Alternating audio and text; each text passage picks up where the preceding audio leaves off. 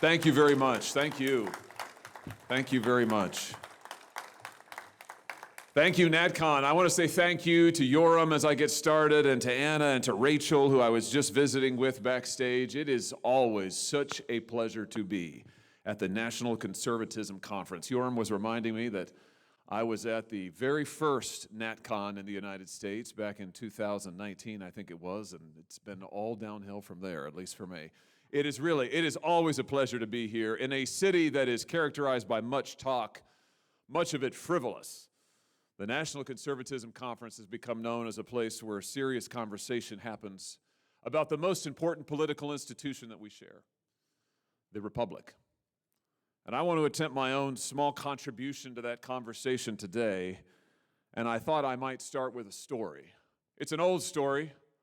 Maybe you remember it from your school days. I mean, a very old story. I'm thinking of the Epic of Gilgamesh from 2100 BC, among the oldest writings that we have recorded on 12 tablets of clay.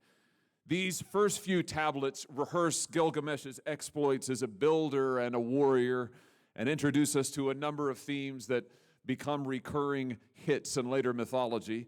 He spurns a marriage proposal arranged by the goddess of love and then loses a friend in the inevitable revenge tour. But by the 9th and 10th tablets, things get a little more interesting. Gilgamesh develops a new fear, death, and a new obsession, overcoming it. He embarks on a mighty quest to find the survivor of the great flood, a sort of stand-in for Noah, with the purpose of asking him how to cheat mortality. The answer, Gilgamesh learns by tablet 11, is a plant that renews youth forever, a veritable tree of life. And armed with this knowledge, Gilgamesh makes a diligent search and eventually finds it, only to see the plant be consumed in the last instant by a serpent, that anti-human symbol of chaos and evil and corruption. And so Gilgamesh must return to his home of Uruk, still mortal, but still human. For ancient auditors, the moral of this story was plain. Our humanity is joined to our mortality. Our dignity is bound up with our frailty. Our human lives, as finite as they may be, are worth living. Or to put it in the resonant language of the Bible that has formed so much of our tradition, we're creatures, not deities. And that is no failing. We have these treasures in jars of clay, the Apostle Paul said. The glory of the creature is to display in all of his frailty the wonder of the Creator. It is not to be a god. That lesson has not been learned, apparently, by some of America's leading citizens. There's nothing new under the sun, as the Bible also says elsewhere, and the quest of Gilgamesh to cheat death may be the hottest thing going among the most powerful people in America today, the tech barons of Silicon Valley. Not content with addicting our kids to their gizmos or amassing fortunes the size of lesser European states, our tech elite has turned with rabid enthusiasm to artificial intelligence. They hail it as the greatest breakthrough for humanity since the Industrial Revolution, maybe the printing press. They predict it will centuple American economic output. They insist it will defeat China. They claim it will save the world. That's an actual quote. Of course, it will also make them additional ungodly sums of money, but that does not seem to explain the near religious fervor of AI's loudest advocates. There's something else going on here, something more ideological. No, only the less cautious articulate the real reason, what many quietly believe, that AI will reinvent human existence. The eugenicist Julian Huxley predicted this as far back as 1957. He wrote then that 1,000 million years of evolution would lead to a moment when man, harnessing his modern control of physical nature, would transcend himself, would achieve a new state of being. And many of today's technologists believe that moment is now. For Huxley, this was a religion all its own. I believe in transhumanism, he said. He coined the term. And so do untold numbers of today's tech class. That is the vision, the religion, the ideology that animates so much of the breathless race for artificial intelligence and for general artificial intelligence and super intelligence and beyond, for the day when humans are no longer embodied beings at all, but live infinitely in the cloud. The technologists have discovered Gilgamesh's plant, they believe. The question is, can America survive their quest for immortality? Can the Republic? I suggest to you the answer is no, and for one simple reason. America is a nation founded on the idea of the common man. The American Republic is premised on his worth and his liberty, but the transhumanist ideal rejects the common man's worth, and artificial intelligence threatens the common man's liberty. To state it in the clearest terms, then, Americanism and the transhumanist revolution cannot coexist. And I submit to you, it's our job to see that Americanism wins.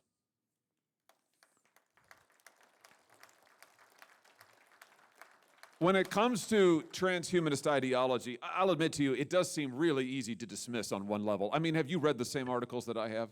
All of these billionaires, ultra-rich, sleeping in pressure-controlled chambers and applying their youth serums and their special scrubs, taking 100 supplement pills a morning and monitoring their every bodily function. I mean, the picture, it really is fairly absurd. And anyway, if your friendly neighborhood billionaire wants to spend his fortune trying to live forever, I mean, why should I care? Do as you please. But there is a more sinister aspect to the transhumanist ideal, one that Julian Huxley, the eugenicist, inadvertently captured. When he wrote back in 1957 about the new kind of human existence that science would make possible, he was all too clear about just who would be leading humanity to this new and exalted state. The universe is becoming conscious of itself, he said, in a few of us human beings. Did you catch that? In a few of us. There's the clue. Huxley could wax eloquent about the universe, appointing man the director of the biggest business venture of them all, the business of evolution, much as today's transhumanists rhapsodize about living to the 25th century and curing every known disease for the uplift of mankind. But Huxley wasn't really serious about it, neither are they. When Huxley said that nature or the universe or whatever had given man the opportunity to redirect evolution, he didn't mean all men, any more than today's transhumanists believe that their billion-dollar health regimens will be accessible to all people. Huxley meant some men. He meant a few of us, the better sort, the anointed, the elite. And transhumanism is, when you think about it, a fundamentally elite project, by definition. It is all about overcoming the common and ordinary experiences of humankind. Common limits, common weaknesses, common lives, even common loves. The goal is to replace the common with something else, which means replacing common people. Consider the farmer, the assembly line man, the construction worker with his hard hat and hammer. All these men live by their bodies, by their labor. There's no place for them in the transhumanist utopia where all is silicon. They are precisely what must be transcended. Huxley was explicit about this, by the way. The quality of people, not mere quantity, is what we must aim at, he said. Science must deliver the right sort, who live the right kind of lives. Ugly and depressing towns are immoral, was another of his pronouncements.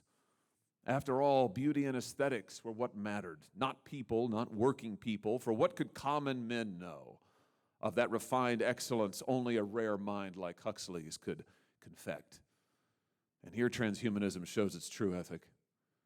The disdain for what they call human feebleness and infirmity turns out to be a disdain for humanity itself. Transhumanists disparage the body because it gives way.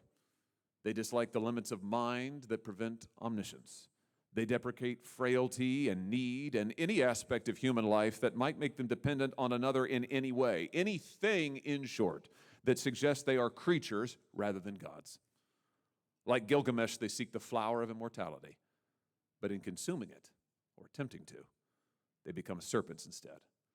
For make no mistake, at the heart of all this ambition is the will to power.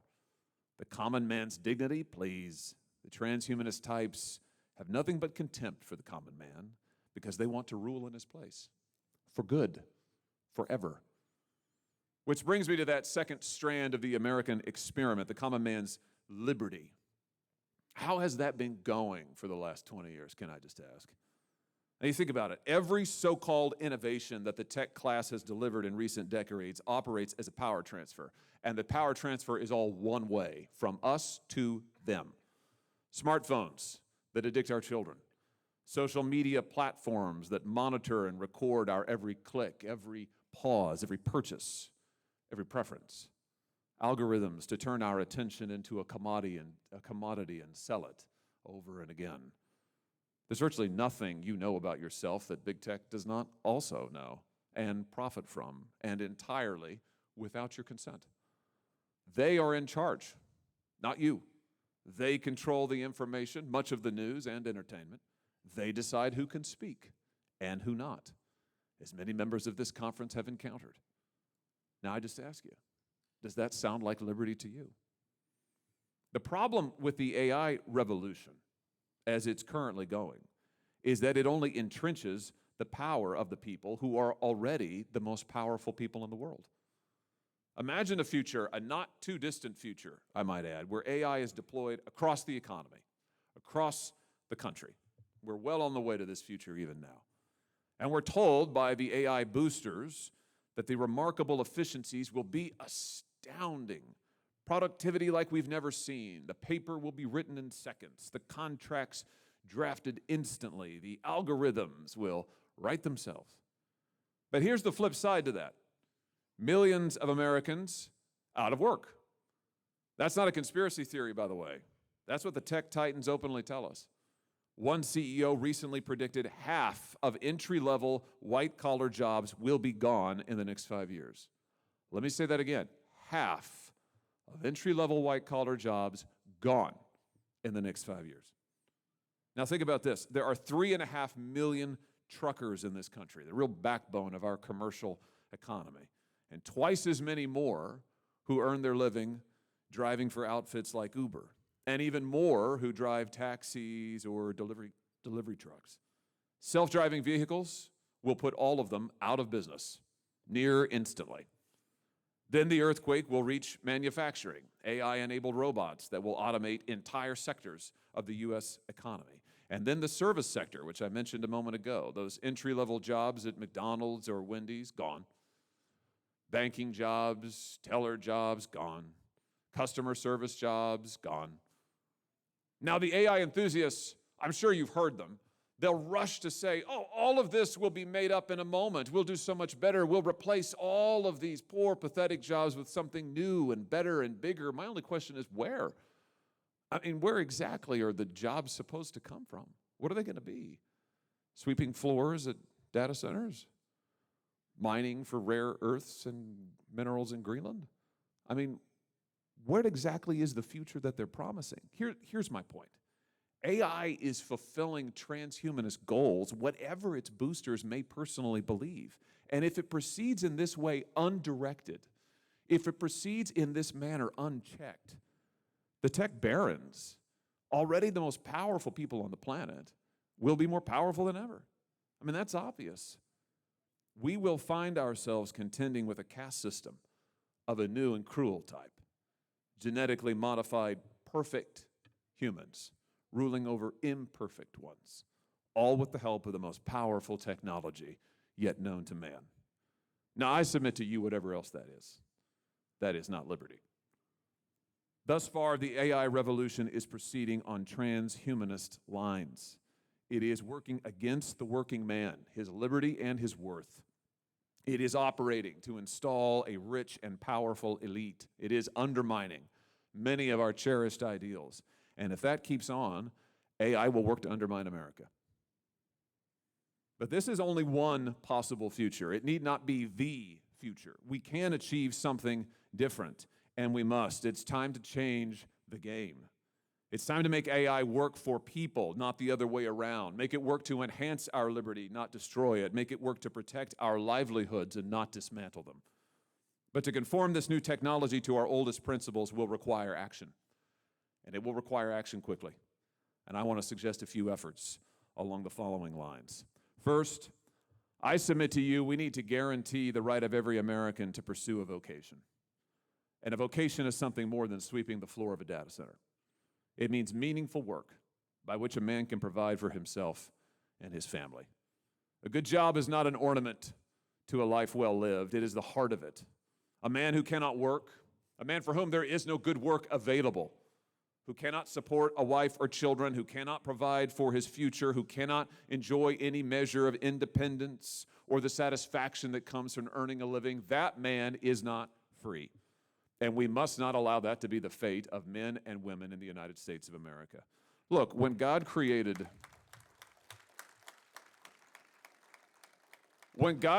Adam and Eve, what's the first thing he did? Gave them something to do. He gave them purposeful work. He gave them a vocation. And we should commit ourselves now together as a society to seeing that meaningful work is available to every able-bodied American. AI can be used to make workers more productive, to encourage and multiply their labor. That's a good thing. But it must not be used simply to replace them. Most jobs should be reserved for humans. Only humans ought to drive cars and trucks, for example. Only humans should enter into contracts. Only humans should advise on critical medical treatments or act as legal agents. I'll say it again. AI should serve human beings, not the other way around. Second, I believe Americans should have the ability to defend their human data and their rights to that data against what is amounting to the largest copyright theft in the history of the world.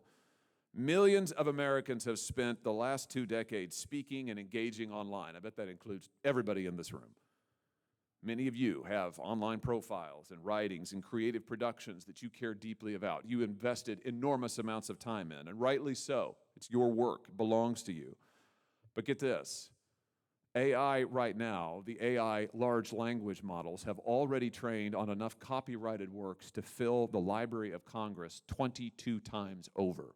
Let me just put a finer point on that. AI's LLMs have ingested every published work in every language known to man already. So, as I look out across the room and see many authors, all of your works have already been taken. Did they consult you? I doubt it. Did they compensate you? Of course not. This is wrong. This is dangerous. I say we should empower human beings to protect the very human data that they create. How do we do it? Assign property rights to specific forms of data. Create legal liability for the companies who use that data. And finally, let's fully repeal Section 230. Open the courtroom doors. Allow people to sue who have their rights taken away from them, including suing companies and actors and individuals who use AI. Third, we must add sensible guardrails to the emergent AI economy and hold concentrated economic power to account. Listen, these giant companies have made no secret of their ambitions to radically reshape our economic life. I mean, they're doing it as we speak. We ought to at least require transparency and reporting, say, every time they replace a working man with a machine. I mean, the American people should know. How is industry proceeding? What jobs are being taken? Who is replacing whom with what? And the government should inspect all of these frontier AI systems so we can better understand what the tech titans plan to build and to destroy. Ultimately, when it comes to guardrails, protecting our children should be our lodestar. I say that as the father of 3. You may have seen recently how Meta greenlit its own chatbots to have sensual conversations with children. Yes, you heard that correctly. And I do mean children, 8-year-olds. Meta's own internal documents permitted lurid conversations that no parent would allow to take place. And most tragically, ChatGPT recently encouraged a troubled teenager to commit suicide. Told him exactly how to do it. Provided the instructions, step by step. We absolutely must require and enforce rigorous technical standards to bar inappropriate or harmful interactions with kids. And we should also think seriously about age verification for chatbots and agents.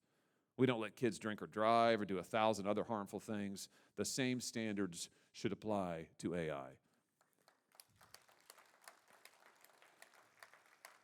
Fourth and finally, while Congress gets its act together to do all of this, we can't kneecap our state governments from moving where they need to move. Some of you may have seen there was a major effort in Congress just a few months ago to ban states from regulating AI in any capacity for up to 10 years. A whole decade is a lifetime and more. when it comes to AI development.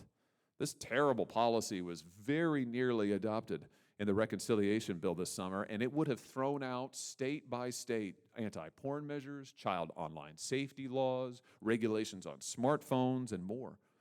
I mean, you think about that.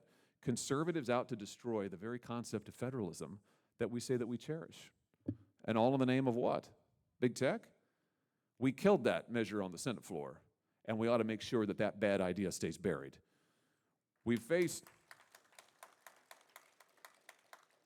Here's the bottom line. We have faced technological disruption in this country before, often. This is the United States of America. We excel at new and innovative.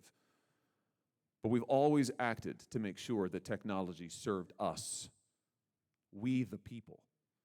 A powered flight changed travel forever, but you can't land a plane on a driveway. Splitting the atom fundamentally changed our view of physics, but nobody expects to run a personal reactor in their basement. The internet completely recast communication and media, but YouTube will still take down your video if you violate somebody's copyright.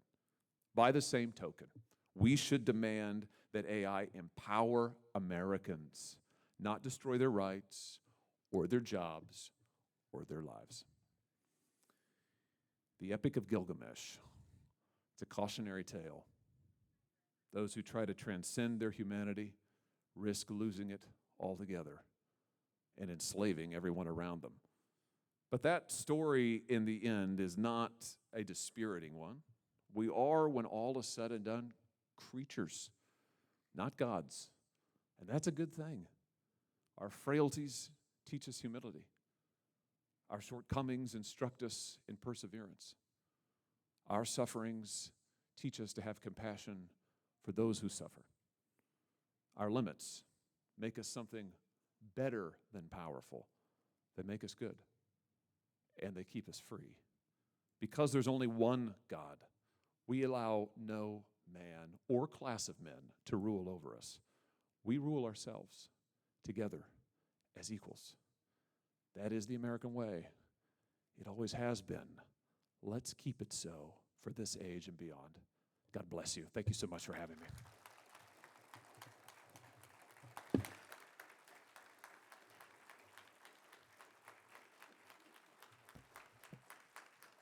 Ladies and gentlemen, there'll be a 30-minute coffee break.